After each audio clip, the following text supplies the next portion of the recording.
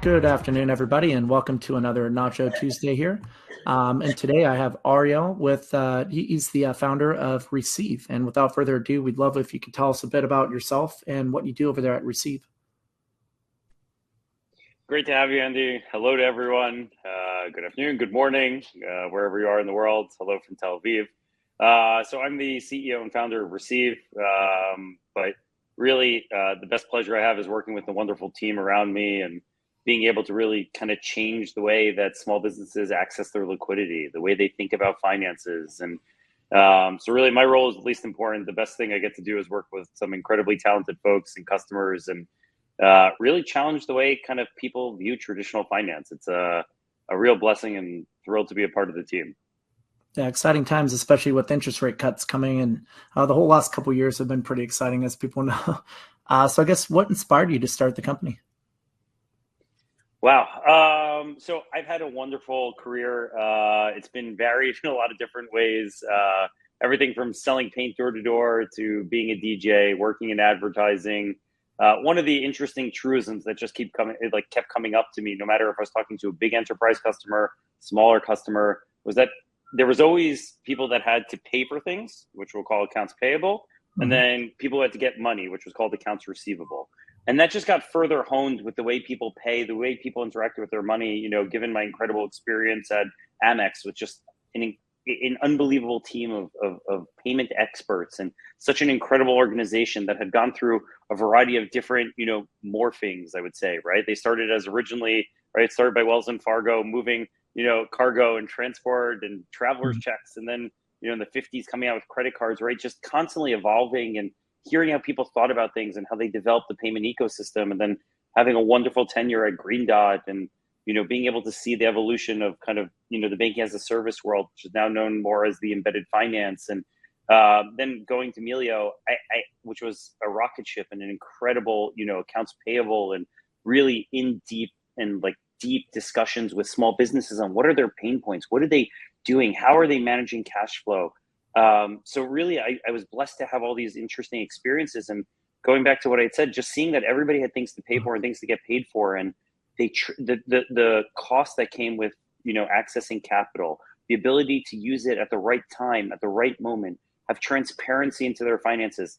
That was something that I just kept hearing time and time again. And I didn't feel really ready to take the jump, to be honest with you, but it just kept being experience after experience. And eventually, I just built up a wonderful team of friends, family, and mentors that said, hey, I think now's the time. And they were, I don't want to say a soft landing, but I would say a hard push out the door to go get it done. And they believed in me, and they've been nothing but wonderful, support system ever since. So I think really solving that key pain point was where I started. And as you know, and I'm sure you guys have experienced, and everyone does, right? You start on one tangent or one particular thesis, and it evolves and it gets stronger, and you start to see new parts encapsulated into it. And you start to see, well, you may have been solving for X, there's actually X and Y that you can solve for. So I definitely feel that that's something that we've been able to kind of unearth here at Receive.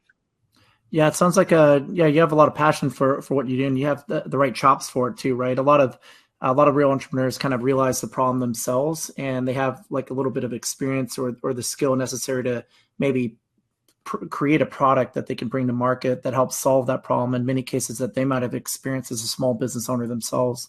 So what got you into alternative financing of all things? I mean, I agree with you. Cash flow is king for any business to be able to survive.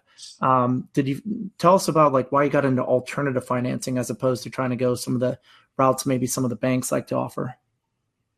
Yeah, and I think that the banks offer an incredible service, right? Like they've obviously been a cornerstone of our civilization, of almost every civilization, right?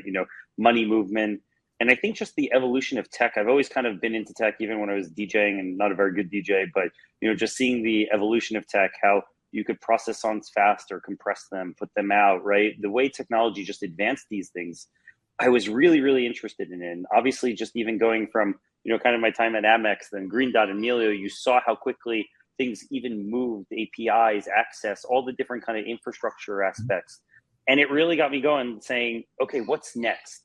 And I think the banks are wonderful, and there's so many, great solutions out there. But my vision was, can we do something that's a little bit outside the norm, a little bit different? It uses, nothing.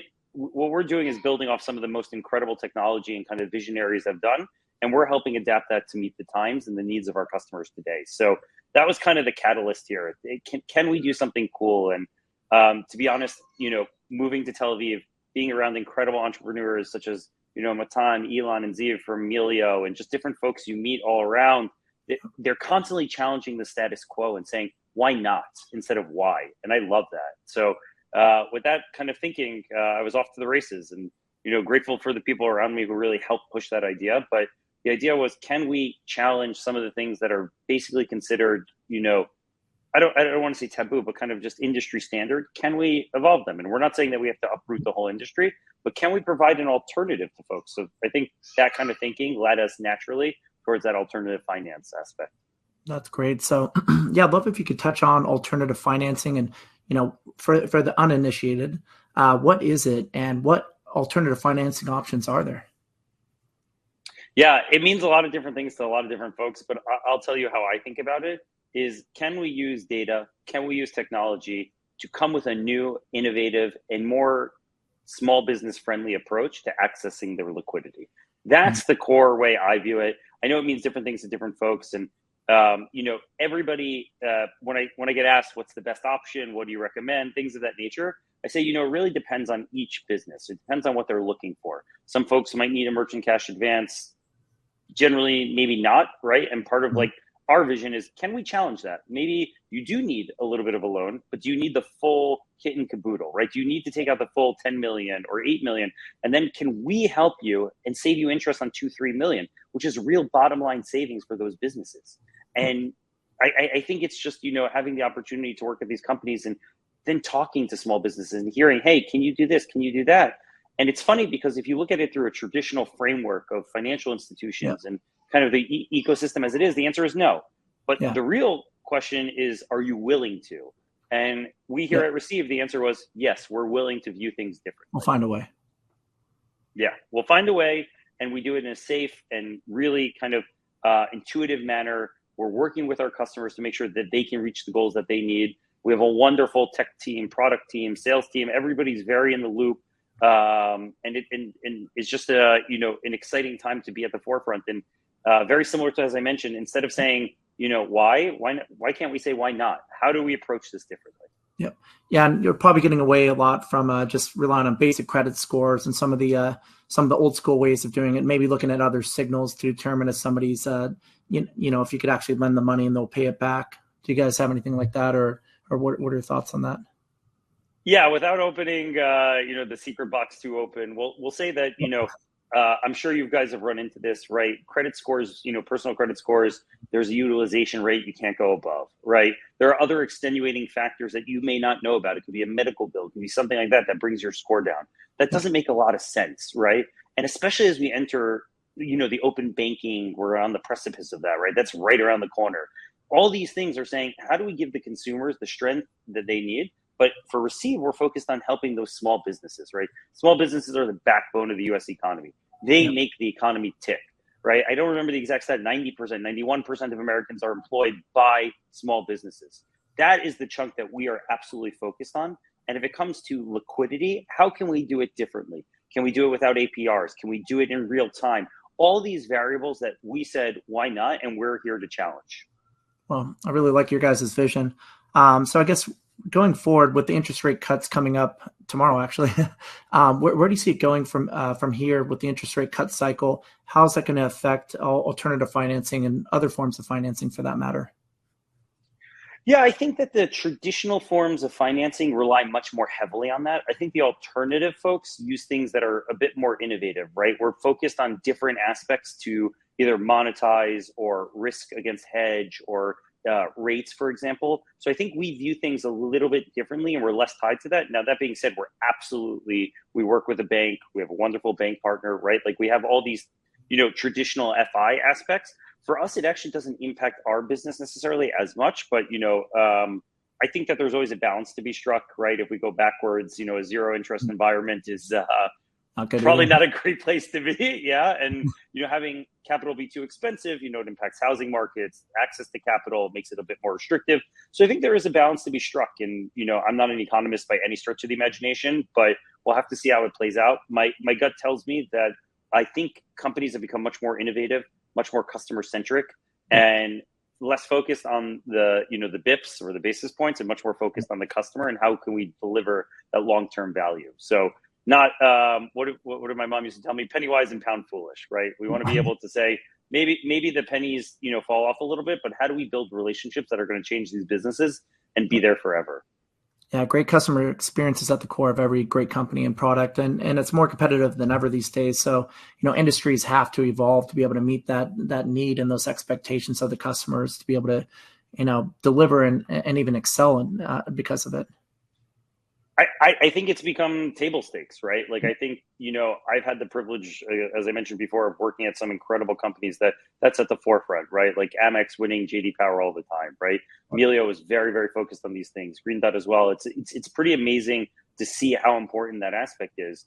And I think where that used to be maybe secondary, that's definitely at the forefront. And we take a lot of pride in our relationship with our customers, our relationship across the board, and especially with ourselves. So it's a key component, and yeah. That's awesome. So I guess what factors should a small business consider when they're considering different financing and cash flow tools?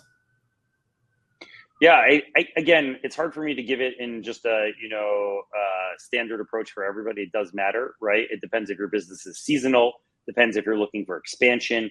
Depends, are you looking for payroll, right? There's a lot of different variables that go into this, but I'd say that there's a pretty broad spectrum, and I think that the thinking has to be not just that I'm solving today, but that I'm solving for the future. Meaning, this may be good today, but if it carries very high interest rates, covenants, things that might sink your business, those are things that need to be taken very, very seriously at that time of decision. And I think that one of the beauties in democratizing finance or coming up with alternative finance options is that we can give people answers that they may have not found. So, one of the good things about the internet and the variety of, I'll call it access, and that's one of our slogans, access anytime, anywhere, right, is the ability to be informed and make a smart decision. So I would say, do the research, make sure that it's not just word of mouth, right? That you're able to really suss things out and understand how these things work. And some things may work for some folks that may need it in the short term, some folks in the long term.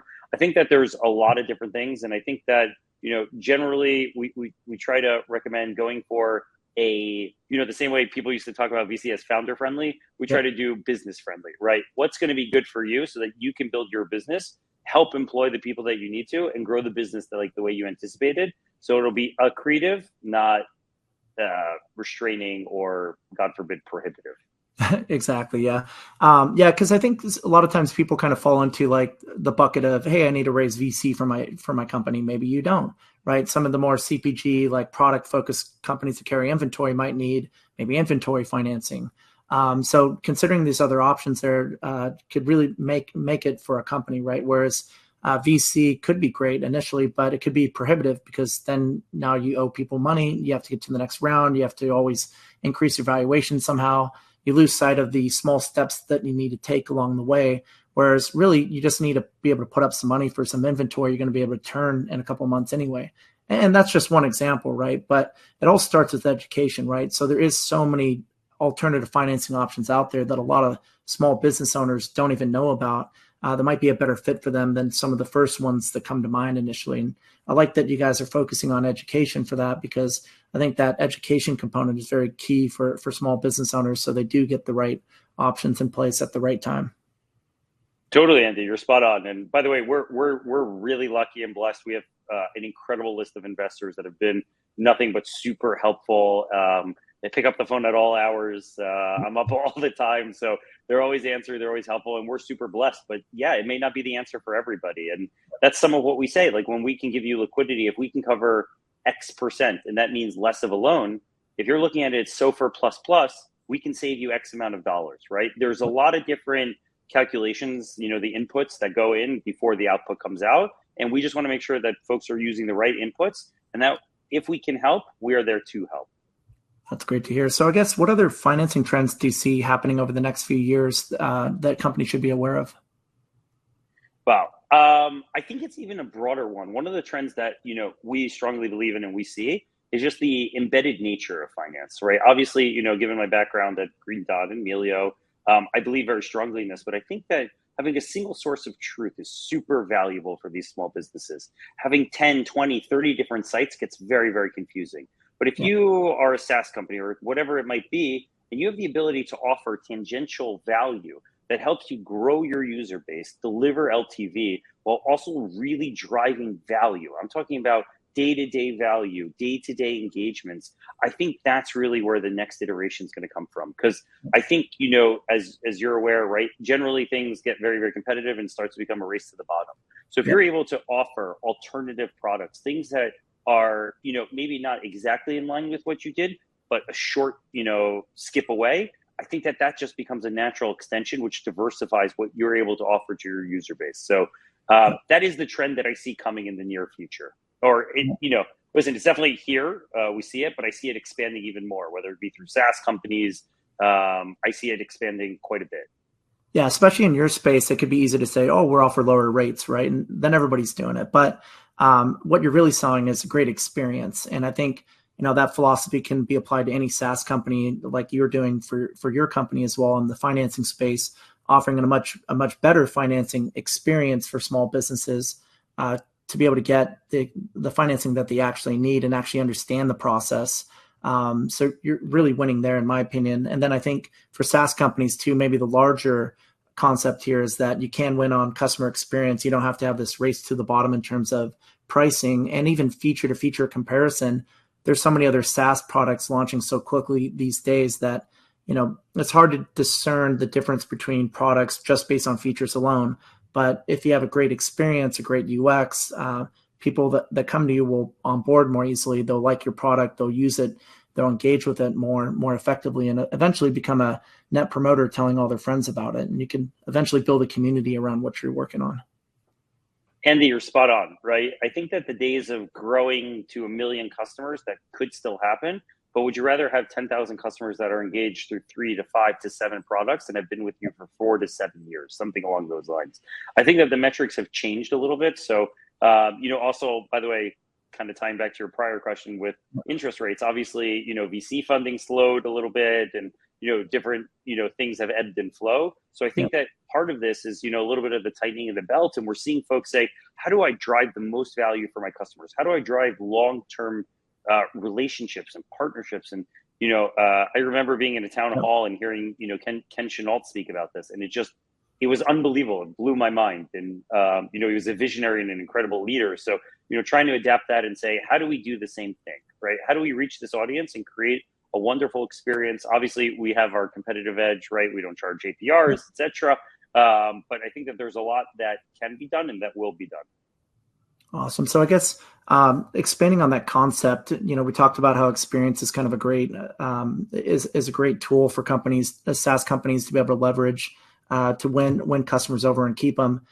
Do you have any other tips for SaaS product companies to get some initial traction with their customers and scale from there? Oh, wow. I'm not a SaaS expert by any means. Some of our investors are the best in the SaaS space, so I just get to hear them kind of talk about it. I think it's really, it's interesting. It's not just honing in on an ICP that you think works, but it's listening to the customers, hearing what they really need. When I always think about the story, and my team knows this, like I always talk about it, it's like Slack is my favorite, right? Like they started as a gaming company and then moved to messaging, right? Not always where you start is where you end, but just by simply listening and digesting and being flexible, that's the advantage of this world now, right? We can be flexible on the drop of a dime, and that's beautiful. That's an incredible thing to say, hey, we have some traction. We think if we go this way, we can really change the world. And I love that. So flexibility is core and key. Yeah, especially in today's fast-moving business environment, right? The generalized products don't really work for everybody anymore. It's more like specializing and really, designing an experience that really, caters to a customer, but a particular customer set. But it all starts with listening to them, right? Seeing what they really care about instead of making assumptions about it. Totally. 100%. Like, we have to make a leap of faith at some point, right? Yep. I don't want to say entrepreneurs. I don't consider myself in that. Yeah. I want to say entrepreneurs do. I just, from what I observed, I don't consider myself one. I see these folks that have built, these men and women that have built incredible businesses. We're just giving it our all and trying to do, the best we can for our customers. But when I hear from them and I get a wonderful opportunity to hear them speak or, talk to them one-on-one, they have a thesis and they just keep an open-minded. It's like, it's a really interesting, it reminds me of like the days I played hockey, right? You used to have a stick that was really strong, but when you leaned on it, it started to bend, right? They called it flex. So it's something that I try to keep in my mind all the time as well. Yep. Yeah, yeah, I think you touched on a good point there. Like just the general takeaway from that, I think, anybody can apply to their business, right? And I think from an entrepreneurial standpoint, it's not really a label, it's an act, right? So you become an entrepreneur by the things that you do, as opposed to just saying, hey, I'm going to start a company. And it looks like, you guys have really accomplished something over there. So kudos to that. I guess, could you share a success story from some of the customers that you've helped with your platform and how you've helped improve their financial situation? Sure. I won't say any names, obviously for, customer confidentiality, and I'll kind of blur the scenarios a little bit, but in essence, we had a customer that really, really needed inventory. The sales were tied up. It was a really, really bad moment. And we were able to provide that liquidity for them to spend, and then the money hit the bank account and we pulled it back. And we saw the sales just immediately start to uptick. And to be honest with you, they've been one of our longest selling customers, and it's just been amazing to see. We have had other customers that have said, cards have gone stale. They've lost, X dollars because this happened. So the ability to hear from them and tweak our products or change or come out with something new to help them has been really, really special. This particular customer, meant a lot to us. They were willing to take a bet on us early on. And I think that that's true across the board with everyone. And I always tell folks, if you're willing to take a bet on somebody, be patient and believe in the future, not just today, right? Yeah. Things are going to go wrong, right? They always, always, always go wrong. The Wi-Fi goes out, the internet goes out, this gets lost. These things happen. And that's just part of the world that we live in, which is tech. But just to be patient and watch them grow and help them grow. And to be candid, they've made us better. So I look at our customers and say, they make us better. Yeah, no good thing's easy, right? And anything that is easy isn't worth it. I wish it was, but I definitely think that's a very, very true saying. Yeah, it's because you could be able to look back and reflect on the challenges, right, and then appreciate how you went about solving those challenges. I think it's a lot more rewarding from that, as opposed to if it was just like an easy success and everything just worked by pressing a button. There are definitely some nights at 3 a.m. I might disagree with you, but especially for taking calls at 7:30 almost over there in Israel. This is our pleasure, though. I tell people, it's a pleasure to be on the call and work with an incredibly talented team. I could have only dreamt for this opportunity, right? When you come out of college, some folks know what they want to do. I got brothers that are finance folks; they knew what they wanted to do. There were times DJing, I was away from home, things like that. So it's a real blessing to be able to work with incredibly talented people, work with incredible businesses that are doing really interesting and fun things, and just be together on this journey. So I consider myself really lucky, even at 3 a.m. Sometimes you got to wake up, something going on, but we make sure to keep that at the forefront, how lucky and special this opportunity is. Well, if you're really passionate about it, the day never really ends at 5, right? I mean, the person that likes the journey would go further than the person that likes the destination. Yeah. It's so true. I love that. I'm going to take that. It's definitely true. Like, I love fintech. I love money movement. I find it so fascinating. And whether it's cross-border, inter-border, right? Like, I always think about, if we were willing to just settle for what was, then people would go out to pizza and then mail $1 to somebody. But nobody would do that. You would send it via Venmo. So what that technology has done is democratize access. It's given that liquidity on demand at a push of a button.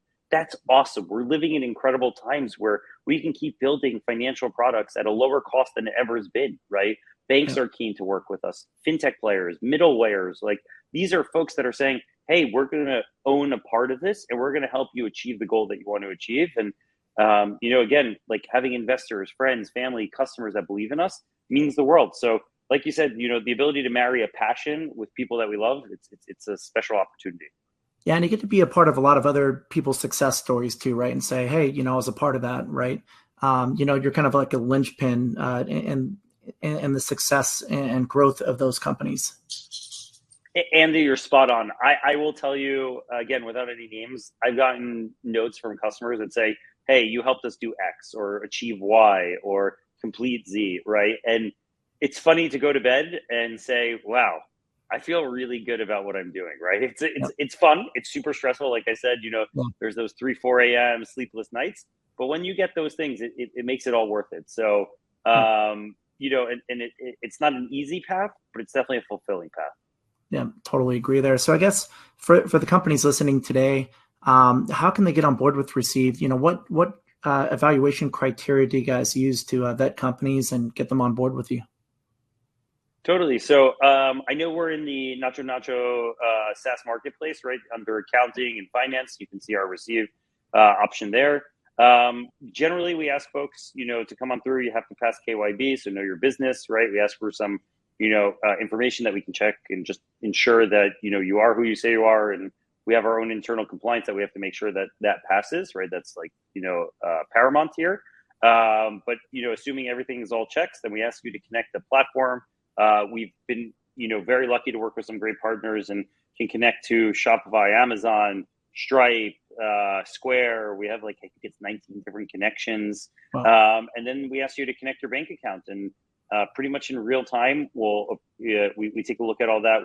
We've built some really, really innovative kind of homegrown systems that we take a look at things, and then we provide you what we call spending power, the ability to go out there and spend money on our Receive card and be able to grow your business kind of in real time. So, and again, it's dynamic. So as you grow and as your sales grow, we're able to increase that and give you the liquidity you need to grow your business. So I'd say head over to the app within NachoNacho in the marketplace. If you have any questions, reach out to me. Happy to chat with anybody anytime. Excellent. So I guess, are there any certain industries that you guys work best with? It's been really interesting. I think I started off by thinking that we'd be in one specific industry, but I think Receive has had great ubiquity, to be honest with you. Like, it's been interesting. We definitely have some hand raisers in the e-commerce world. That's certainly been kind of our bread and butter to date. But we see folks such as, auto body shops, coffee shops, things like that, that just, if you have a Square terminal, you have a Clover terminal, you have Stripe, you have any of those, you can get on board with Receive. So I'd say that, where we started is not always where we're going. And I think, my vision as it is that we want to reach every SMB, whether it be online to Main Street. We view Receive as a ubiquitous solution to provide access anytime, anywhere, and do it for free. Awesome. So I guess to sum it all up, what are the top 3 things that customers should consider when looking to work with Receive? Sure. First of all, to understand how we work, right? You'll see that when you sign up. Number 2, go through the sign up process and know that you will have somebody on the other line who's here to answer your questions and work with you to help you grow your business. And number 3, know that we're open to feedback, right? We understand that there's a lot that we know, but there's probably more that we don't know. And that the sign up process really takes less than a minute.